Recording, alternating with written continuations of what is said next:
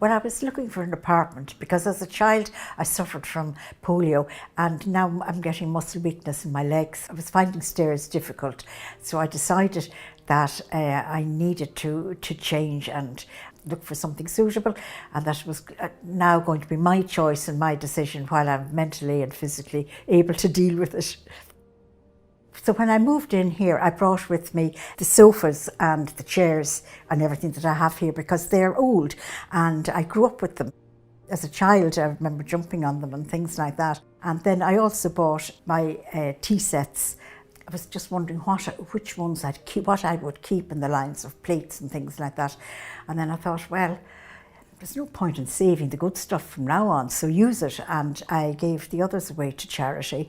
And the other furniture then I sold on adverts. It has freed up cash flows so that it's meant that I have a little bit of fun money and don't have to worry quite so much about the bills and things like that.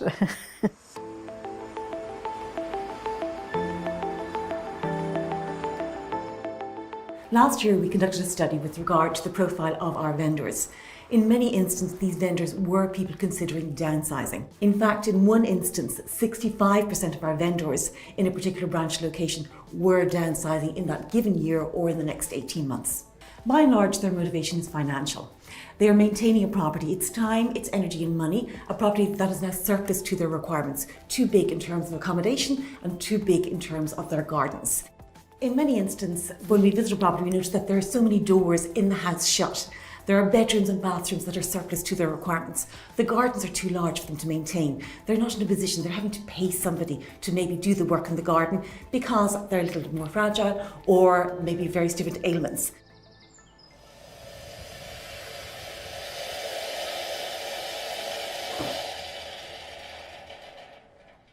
The kitchen was a narrow, horrible little galley, which I didn't like, so I knocked down the wall dividing the kitchen from the living space and put in a whole new kitchen suite, and the cookers in particular, I went to town on those, spent the money there, and on a nice electric tap that boils the water for me. So I modernised the kitchen and it's a nice open plan place in which to live now.